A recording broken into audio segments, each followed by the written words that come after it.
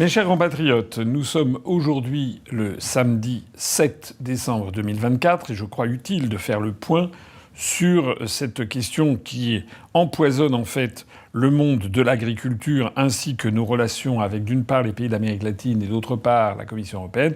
Je veux parler de l'accord de libre-échange entre l'Union européenne et le Mercosur. Alors, je vais essayer d'être clair dans quelque chose qui ne l'est pas forcément. C'est quoi d'abord le Mercosur? Ça s'appelle Mercosur ou Mercosul, selon que ce soit en espagnol ou en portugais. En fait, c'est une espèce d'union économique, comme une espèce de marché commun, d'accord de libre-échange, un peu comparable à ce qu'était le marché commun européen, au niveau de l'Amérique du Sud. Il n'y a pas tous les pays d'Amérique latine, par exemple toute l'Amérique centrale et le Mexique n'en font pas partie, et même au sein de l'Amérique du Sud, il n'y a pas tous les États, notamment le Chili, enfin les pays andins. Le Chili, le Pérou, l'Équateur, la Colombie n'en font pas partie.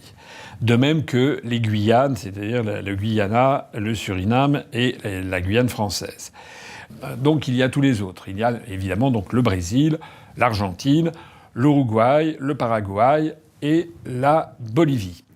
Le Venezuela en faisait partie, mais il a été mis de côté, il a été provisoirement exclu pour des raisons politiques. C'est important de le souligner.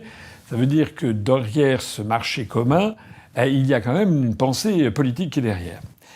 Alors, ce qu'il faut savoir, c'est qu'il y a un projet d'accord de libre-échange entre l'Union européenne et le Mercosur. Cet accord avait commencé à être lancé, l'idée, en 2019. Alors moi, je m'arrête ici tout de suite, parce que tout le monde en parle comme si c'était tout à fait naturel de prévoir un accord de libre-échange avec le Mercosur, et que seul il y aurait des modalités qui seraient gênantes, et qu'il y aurait des modalités qu'il faudrait retravailler, c'est en tout cas le discours des autorités officielles françaises, pour mieux protéger notre agriculture. Mais moi, vous savez que j'aime bien les questions bêtes, comme je dis, c'est-à-dire les questions de base, sur lesquelles les gens passent beaucoup trop vite.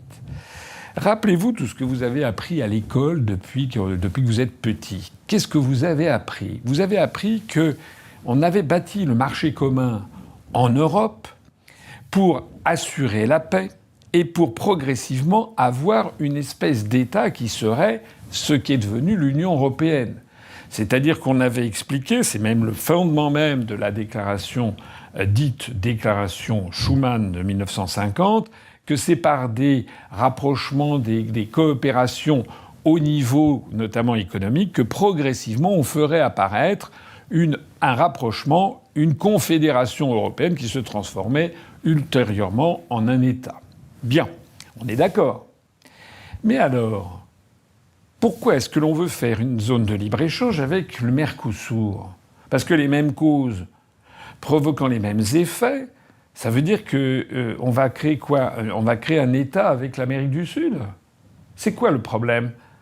En fait, c'est quelque chose que je me permets de souligner, c'est que personne ne parle jamais de ça. En fait, on n'est plus du tout dans la constitution d'une Europe qui devrait être forte, parce que c'est le discours que l'on vous dit. On vous explique année après année que la France ne peut pas être toute seule, qu'il faut être dans l'Europe pour pouvoir mieux faire le poids. C'était même la campagne du Parti socialiste en 1992 pour le traité de Maastricht qui allait créer l'Union européenne et l'euro. Rappelez-vous cette campagne qui disait qu'il faut faire l'Europe pour faire le contrepoids aux États-Unis d'Amérique, et à l'époque c'était pour faire le contrepoids au Japon. Aujourd'hui, on nous explique que c'est pour faire contrepoids à la Chine, aux États-Unis. Et on nous explique donc qu'on va avoir une Europe forte. C'est même tout le discours de Macron. Une Europe forte, une Europe puissance, une Europe autonome, une autonomie européenne. Mais alors ça sert à quoi à ce moment-là de faire un accord de libre-échange avec le Mercosur? Sans compter qu'il y a des accords de libre-échange avec le monde entier. Donc en réalité, on vous ment. En réalité, l'idée n'est plus du tout celle des pères fondateurs des années 50 avec Jean Monnet et Robert Schuman. L'idée, c'est bien d'aller dans le sens de l'idéologie mondialiste, c'est-à-dire progressivement supprimer toutes les barrières aux échanges de marchandises, de capitaux, de services et d'êtres humains, et pour avoir une espèce d'abolition des nations. Pour ne plus avoir qu'un monde où tout le monde peut migrer, c'est le projet d'ailleurs, c'est même pas un projet, c'est le pacte de Marrakech, qui considère que c'est normal, que les êtres humains ont vocation à migrer à travers le monde. Et puis c'est également ces projets comme ça régionaux d'accords de libre-échange. Au bout du compte, à ce moment-là, il n'y a plus à construire l'Europe, puisque maintenant on construit l'Europe avec l'Amérique du Sud, et puis avec l'Asie, et puis avec l'Inde, etc., avec des accords de libre-échange. Donc ça, c'est ce premier point qui est totalement aveugle. Personne sur la sphère politique française ne vous dit ce que je viens de vous dire. Le deuxième point, c'est que quand on négocie un accord de libre-échange, des négociations commerciales multilatérales, il faut savoir, et ceci remonte à la création du marché commun dès le traité de Rome du 25 mars 1957, ça a été encore confirmé par tous les traités qui se sont empilés dessus, que la puissance qui a le pouvoir de négociation, c'est la Commission européenne. En 1957, dans le marché commun, il y en avait 6 à l'époque, avaient déjà transféré leur pouvoir de négociation à la Commission européenne. À l'époque, il y en avait 6 États, la France, l'Allemagne, l'Italie et les 3 pays dits du Benelux, Belgique, Pays-Bas et Luxembourg. Mais l'Allemagne, c'était l'Allemagne de l'Ouest. Maintenant, vous savez qu'il y en a 27. Et donc, ce qu'il faut bien comprendre, c'est que ces négociations sont opérées par un commissaire européen chargé des négociations multilatérales, des négociations commerciales multilatérales, supervisées par la présidente, Madame von der Leyen, de la Commission, et puis par le collège des commissaires européens. Mais fondamentalement, c'est un commissaire, et ce sont les services de la Commission européenne, qui sont des services peuplés de fonctionnaires venant des 27 États, et des fonctionnaires qui sont en permanence confrontés au lobbying qui vient les voir. Il y a des quantités de cabinets de lobbying, il y en a plus de 3000 recensés, qui viennent les voir pour leur suggérer de faire ça, ou de faire ci, ou de faire ça. Les peuples sont complètement mis de côté. Ce qu'il faut bien comprendre, c'est que les États en eux-mêmes, finalement, n'ont pas leur mot à dire. Ils peuvent faire valoir des desiderata, faire valoir leur position, mais ce ne sont pas eux qui négocient. C'est pour ça qu'on est dans la situation actuelle de voir que la France, les agriculteurs, qui sont extrêmement inquiets des conséquences de cet accord de libre-échange avec le Mercosur, eh bien, ils se tournent vers quelqu'un, le président de la République française, le gouvernement, qui en fait ne peut rien faire. C'est le principe même de la construction européenne que l'on touche du doigt. Figurez-vous qu'il y a en France, dans le gouvernement sortant, le gouvernement Barnier, il y avait un ministre de l'Agriculture, plus exactement une ministre de l'Agriculture, que M. Barnier avait nommée en la personne de Mme Annie Genevard. Annie Genevard, qui était une députée du Doubs, de la 5e circonscription du Doubs, qui est une députée LR, qui avait été plus ou moins d'ailleurs vice-présidente de LR, je crois, à un moment ou un autre. Bon, cette dame, Mme Annie Genevard, a été nommée, rappelez-vous, le 21 septembre, et elle a fait très très fort, puisque le 26 septembre, 5 jours après, elle s'est fait remarquer parce qu'elle était allée visiter, donc elle venait de débarquer, elle prend ses fonctions au ministère, elle venait de débarquer, elle est allée voir une ferme, je ne sais plus où exactement, je crois que c'était plus ou moins en Savoie, et il s'est mis à pleuvoir et elle a protesté en disant « Regardez mes escarpins Gucci ». Alors les escarpins Gucci, c'est des chaussures de grand luxe qui valent au moins 400, 500, 600 euros la paire de chaussures. Voilà. Alors ça avait été repris par le Canard enchaîné, toute la presse en a fait florès. Donc moi, Madame Annie Genevard, ministre de l'Agriculture du gouvernement sortant, la seule chose que je sache d'elle, c'est qu'elle s'est plainte d'avoir risqué d'abîmer ses escarpins Gucci en allant visiter une ferme. Pour le reste, silence radio. Enfin, c'est moi, hein. Bon, peut-être que vous avez mieux suivi les données. Mais à aucun moment, dans ces questions de Mercosur, je n'ai entendu parler de Madame Annie Genevard, la ministre de l'Agriculture. C'est comme... Elle est diaphane, c'est un ectoplasme, c'est comme si elle n'existait pas. C'est un petit peu comme d'ailleurs Marc Ferracci, le ministre de l'Industrie, qui a pris la parole pour expliquer qu'il s'attendait à des milliers de pertes d'emplois industriels. Voilà. Ah bah tout va bien. Alors si le ministre de l'Industrie s'attend à ça, bon bah alors très bien. Donc le gouvernement ne va pas être pris au dépourvu. Enfin c'est quoi ça ? C'est incroyable. On a des commentateurs, on a quelqu'un qui commente, la ministre de l'Industrie, qui dit ouais, tout va bien. Écoutez, j'ai le plaisir de vous annoncer que des Michelin va fermer, les usines vont fermer, mais on est au courant, on a tout ça et tout est sous contrôle, le gouvernement est bien informé. Voilà. Madame Genevard, elle se plaint de ses escarpins Gucci qu'elle est en train de saloper dans la gadoue. Voilà, c'est le truc. Ça va pas, quoi. Ça va pas du tout. Et pendant ce temps-là, ceux qui ont le vrai pouvoir, c'est la Commission européenne. Donc ça, c'est le deuxième point à savoir. Le troisième point à savoir, je vais être assez rapide là-dessus parce que tout le monde est au courant, c'est qu'il y a des craintes qui se font jour sur les conséquences de cet accord de libre-échange. Parce que de quoi il s'agit ? Il s'agit... Alors, on va pas entrer dans des débats techniques, parce qu'il y a des techniciens qui disent « Mais non, en fait, ce sont que des tout petits pourcentages, ne vous exagérez ». La crainte des agriculteurs, c'est qu'il y ait de la production, notamment de viande bovine, mais de la viande en général, à des coûts extrêmement bas, qui soit produit, par exemple, en Argentine, qui est un pays où la viande est absolument délicieuse, d'ailleurs. La viande argentine est célèbre, mais aussi au Brésil, que tout ceci bénéficie de conditions d'exploitation à des coûts très très bas, avec notamment de la culture, de tourteaux de soja, avec des charges environnementales, des charges sociales qui n'ont rien à voir avec ce qu'on impose aux Français, aux agriculteurs français, et que tout ceci nous arrive dans l'Union européenne, et qu'en fait, les agriculteurs français, et tout spécialement les agriculteurs familiaux, qui eux ont des charges dans tous les domaines, et aussi un souci de la qualité gustative des éléments, que tout ceci soit balayé parce qu'on n'aura plus les moyens, tout simplement, de faire face à cette concurrence. Voilà. Alors, il y a à partir de ce moment-là des débats d'experts, des gens qui disent mais non, c'est un tout petit quelque chose, c'est simplement rien du tout, vous exagérez, c'est ça. Alors là, moi je soutiens totalement les agriculteurs, parce qu'on nous la fait plus, cette histoire. Hein. C'est toujours la même histoire, on a des spécialistes de la désinformation qui poussent des cris d'orfraie dès que l'on prétend vouloir mettre des réglementations aux échanges, dès que l'on commence à dire qu'il faut sortir de l'Union européenne. Alors ils poussent des cris comme si c'était un cataclysme qui allait apparaître.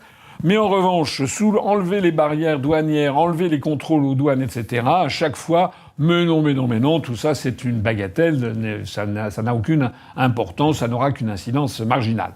Toute la construction européenne a montré que ce discours-là était faux. L'entrée de l'Espagne et du Portugal a très gravement nui aux intérêts des agriculteurs français. L'entrée des pays de l'Est aussi, les poulets ukrainiens aujourd'hui, les porcs polonais, etc., etc. C'est pas pour rien quand même que la France, qui dans les années 1980 était le premier pays en matière de production agroalimentaire au monde, eh bien on est en pleine dégringolade. Ça n'est pas pour rien. Ça n'est pas pour rien qu'il y avait à peu près quelque chose comme 2 600 000 exploitants agricoles en 1962 et qu'on est tombé à 200 000. Ils ont été divisés par 10 ou 11. Voilà. Et qu'on est maintenant en face à une France qui pourrait voir la fin de ces agriculteurs familiaux au profit de quelques grandes exploitations agricoles, industrielles, avec les fermes de 1000 vaches, etc., etc. Donc, il y a une pression. Et il faut les soutenir. D'ailleurs, l'ensemble de l'arc politique français, de l'extrême droite à l'extrême gauche, en passant par l'extrême mou, sont tous d'accord sur le fait qu'il faut défendre nos agriculteurs, parce qu'ils ont peur que leur permanence soit murée, comme c'est arrivé, je crois, en Corrèze. La permanence de M. François Hollande a été murée avec des parpaings par des agriculteurs. En fait, ils ont peur de la colère des agriculteurs français. Donc, ils disent on va s'occuper de vous, on va s'occuper de vous. Mais comment est-ce que Macron peut-il s'occuper des agriculteurs ? Comment laissons Madame Genevard qui est en train de nettoyer ses escarpins. Mais comment M. Macron peut-il dire qu'il va s'occuper des agriculteurs alors que la France a accepté d'être dans une structure où, par définition, nous n'avons plus notre mot à dire puisque les négociations sont déférées à la Commission européenne ? Alors bien sûr, il y a aussi d'autres inconvénients. Il n'y a pas seulement la concurrence en matière de prix notamment et de qualité de ces produits, avec d'ailleurs, on n'exige absolument pas des produits qui sont fabriqués, par exemple dans le Mercosur, on n'exige pas du tout les mêmes contrôles, les mêmes exigences en matière, par exemple, phytosanitaire. C'est d'ailleurs un des problèmes qui a été pointé par la France, c'est l'absence dans le projet d'accord qu'il y a entre la Commission européenne et puis les autorités qui gèrent le Mercosur.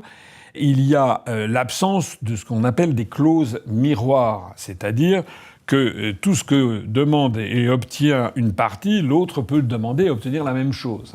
C'est-à-dire que, par exemple, en France, on est en train de placer les agriculteurs français, notamment les éleveurs, mais pas seulement, ça peut aussi concerner les productions végétales. Eh bien, on les place dans une situation où, d'une part, ils ont les contraintes environnementales imposées par la Commission européenne sous le lobbying, notamment des partis écologistes, mais au même moment, on accepte de faire entrer en Union européenne des produits qui ne respectent absolument pas les mêmes contraintes. C'est vraiment, si on voulait la destruction des agriculteurs français, notamment de l'agriculture familiale, on ne s'y prendrait pas autrement. Et puis, il y a aussi un autre problème de principe. C'est que ce sont les mêmes qui nous expliquent qu'il ne faut pas utiliser, qu'il faut faire du covoiturage et ne pas utiliser sa voiture personnelle pour éviter de produire du CO2, pour éviter qu'il y ait un réchauffement planétaire qui engloutirait dans les mois qui viennent la moitié des archipels du Pacifique Sud et puis des Antilles, ce qui est par ailleurs complètement faux. Mais il y a tout ce discours qui est « il faut surtout plus émettre de gaz à effet de serre », et au même moment, on promeut des accords de libre-échange qui consistent à traverser la planète des dizaines de milliers de kilomètres pour faire venir de la nourriture dont on devrait au contraire promouvoir la production locale. Donc là aussi, il y a quelque chose qui, dans le narratif, qui ne va pas du tout. On ne peut pas à la fois dire qu'il faut produire local, qu'il faut économiser, qu'il ne faut pas produire de CO2 et ci et ça, et au même moment faire des accords de libre-échange avec l'Amérique du Sud pour faire venir beaucoup plus de viande d'Argentine qui doit être à 10 000 km ou 12 000 km de là. Ça ne va pas. Là aussi, on se moque des Français sur ces questions. Alors, la situation actuelle, c'est quoi ? C'est que Macron a fait savoir, et la partie française a fait savoir que ça n'était pas acceptable la négociation en l'état, sans aller d'ailleurs jusqu'à dire ce que moi j'aurais dit, c'est-à-dire, attendez, la finalité de la construction européenne, il s'agissait, paraît-il, d'avoir un abaissement des frontières sur le continent européen pour faire un État-puissance, mais maintenant, si vous abaissez les frontières avec toute l'Amérique du Sud, vous ne pourrez pas avoir une Europe-puissance. Enfin, j'insiste sur cet aspect des choses, Bien entendu, personne ne répondra jamais à ma question. En attendant donc, Macron explique que ça ne va pas du tout. Et alors, de quoi s'agit-il ? Il s'agit qu'il va falloir...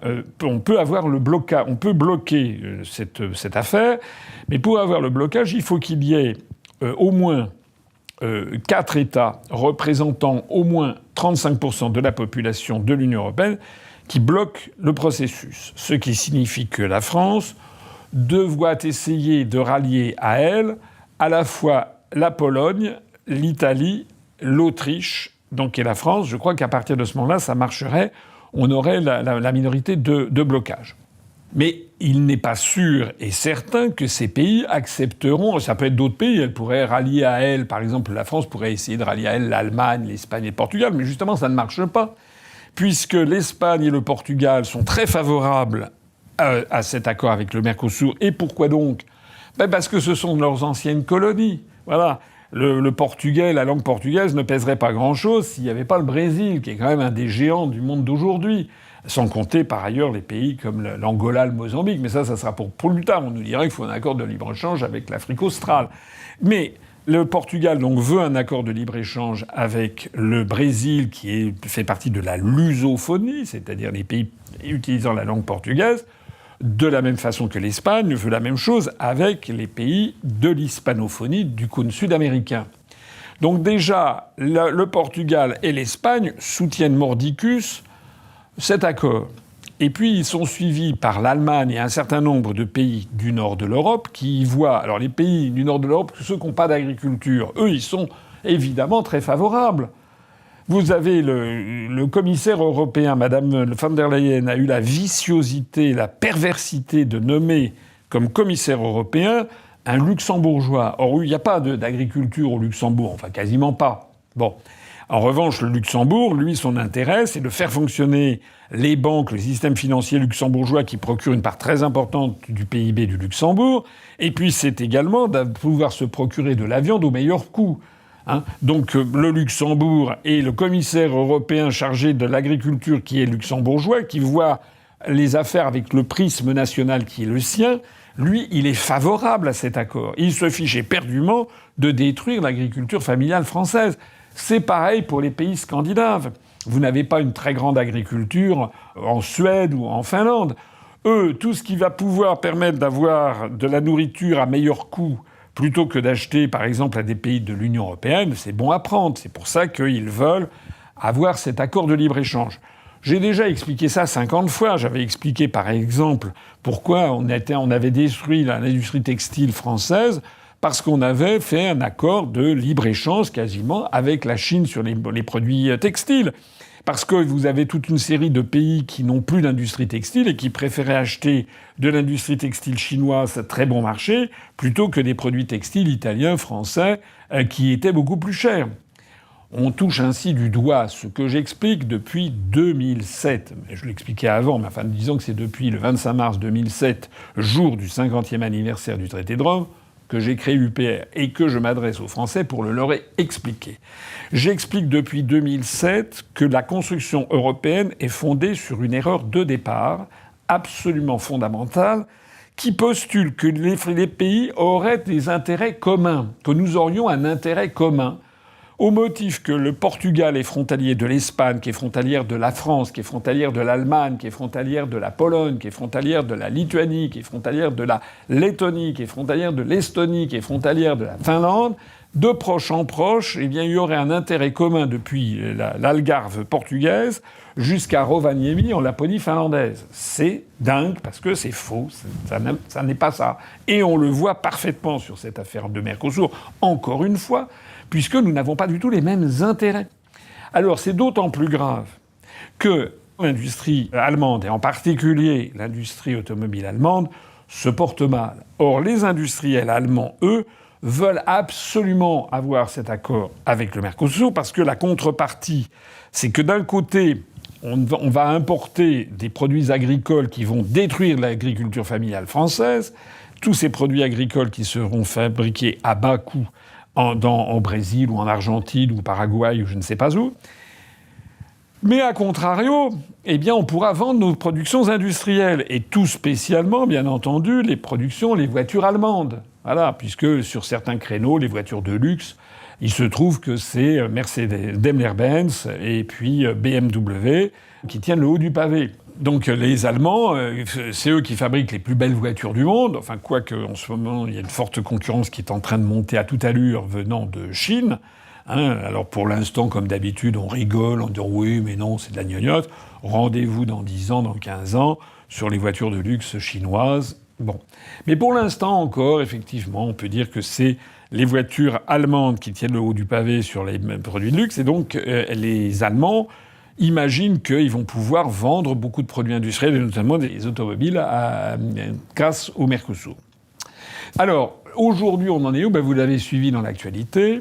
Madame von der Leyen s'est rendue à Montevideo, capitale de l'Uruguay.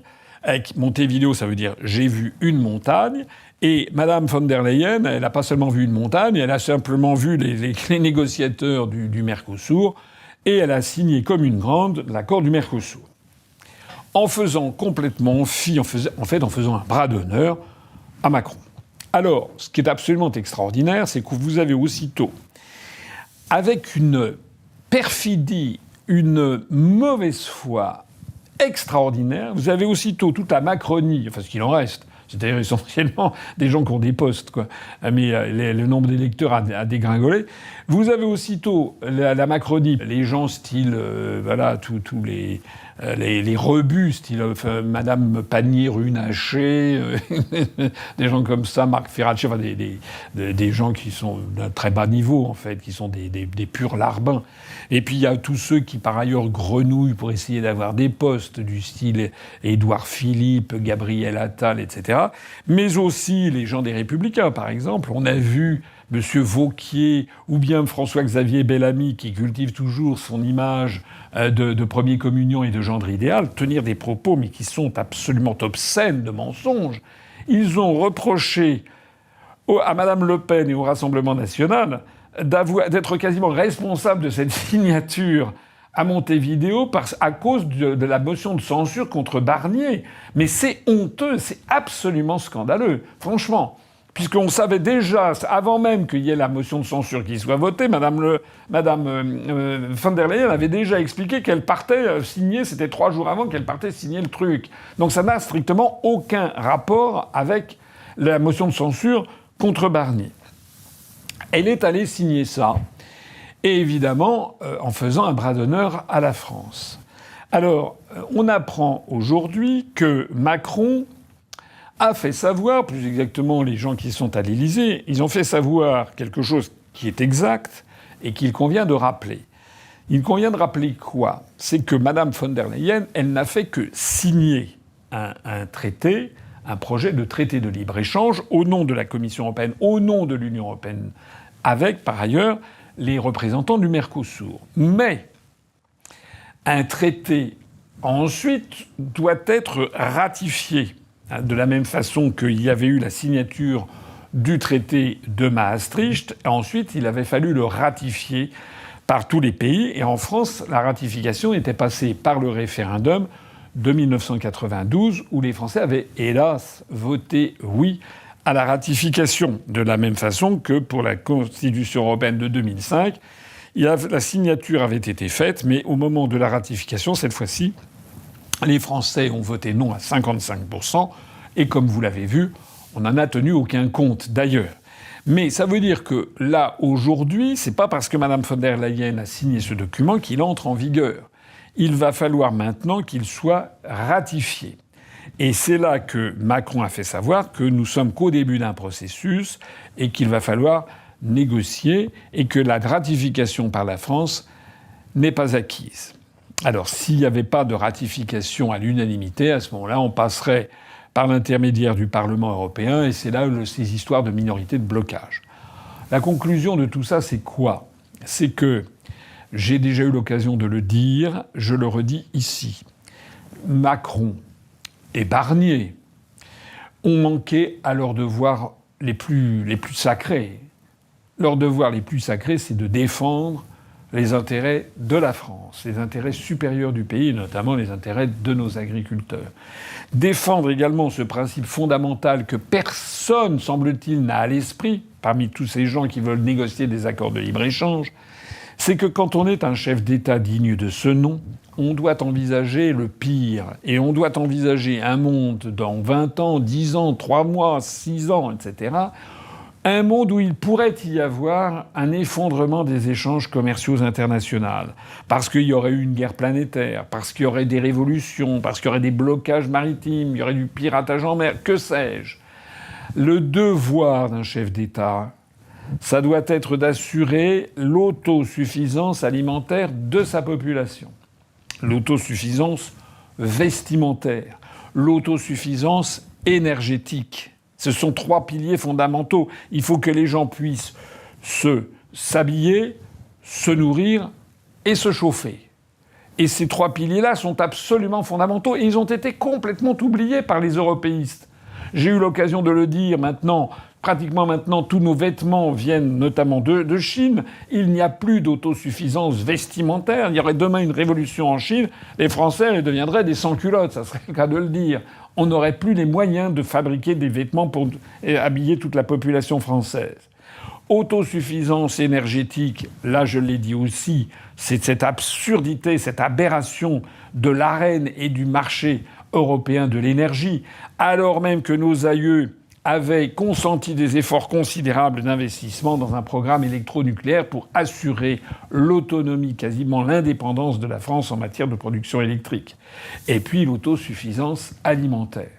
Et donc l'idée même que la France puisse ne plus être autosuffisante du point de vue alimentaire, ce qui est déjà d'ailleurs le cas sur un certain nombre de produits alimentaires, cette idée doit être absolument combattue. Il y avait donc un moyen très simple pour Macron de casser l'affaire, c'était de monter au créneau et de taper du poing sur la table. Même en admettant qu'il ne veut pas sortir de l'Union européenne, il pouvait, sur un dossier aussi fondamental que celui-là, il pouvait et il devait taper du poing sur la table. J'ai donné le mode d'emploi. Il suffisait qu'il décroche son téléphone et qu'il appelle Madame von der Leyen en disant « Madame von der Leyen, si vous signez le document à Montevideo, comme vous en avez exprimé la volonté depuis plusieurs jours, eh bien sachez que le jour même où vous aurez signé, la France n'enverra plus un seul sou, pas un seul euro, à l'Union européenne. Nous arrêtons le versement. » On joue évidemment de façon... On a tous les atouts en main puisque nous sommes contributeurs nets. Ça n'est pas la même chose que quelqu'un comme Viktor Orban en Hongrie qui, lui, tient la dragée haute à la Commission européenne alors même qu'il est bénéficiaire net. C'est qui permet à la Commission d'ailleurs d'avoir des mesures de rétorsion. Mais nous, c'est nous qui payons. Or, dans le monde ultra-libéral, ultra-capitaliste, etc., cher à tous ceux qui tiennent les médias, il y a un adage qui paye commande. Voilà. Donc Macron devait dire, il doit dire, nous arrêtons le versement de tout fonds à l'Union européenne tant que cette affaire n'est pas définitivement enterrée. Et s'il ne le fait pas, c'est qu'en fait, il est complice. Il fait semblant de se fâcher, mais en fait, il est complice. Parce que pour l'instant, quelle a été la réaction de Macron ? Vous avez peut-être vu. On a appris dans les journaux qu'il était très furieux, il était mécontent, il était ulcéré, et donc il a fait quoi ? Eh bien, il a dit à Madame von der Leyen qu'elle n'était plus la bienvenue pour participer à la réouverture de Notre-Dame de Paris. Oh là là là là, vous vous rendez compte ? Elle ne va plus pouvoir assister à la cérémonie de réouverture de Notre-Dame de Paris avec Macron. C'est vraiment prendre les Français pour des imbéciles. Voilà. Donc, au passage, et je terminerai là-dessus, on apprend aujourd'hui que les Allemands sont ravis. Ils exultent, toute la presse allemande et trouve formidable que l'Allemande von der Leyen, qui n'a pas oublié qu'elle est allemande avant d'être européenne, l'Allemande von der Leyen a donc signé un accord pour forcer la main de la France, un accord qui va favoriser l'industrie allemande et qui va torpiller l'agriculture française et l'économie française. C'est vraiment faire coup double. Ça prouve au passage que le couple franco-allemand, évidemment, n'existe pas. Ça fait 17 ans que je l'explique. D'ailleurs, il y a de moins en moins de gens qui parlent du couple franco-allemand, parce que depuis 17 ans, j'explique que c'est un bobard qui a été lancé en France. Il n'y a qu'en France qu'on parlait du couple franco-allemand. Les Allemands s'en foutent complètement. Eux, c'est pas du tout ça. J'ai eu l'occasion de l'expliquer. Eux, ils veulent un couple germano-américain. Ils ont fait d'ailleurs une alliance, l'alliance germano-américaine pour le XXIe siècle, das Deutsch-Amerikanische Bündnis für das 21. Jahrhundert. Ça a été signé, rappelez-vous, par le chancelier Schröder, puis confirmé ensuite par la chancelière Merkel dans les années 2000. Voilà. Donc les Allemands, en fait, sont très contents de cette affaire, et la France, encore une fois, est le dindon de la farce. Il faut maintenant en tirer les conclusions. Il n'y a pas de couple franco-allemand. Les pays en Europe n'ont pas les mêmes intérêts les plus fondamentaux.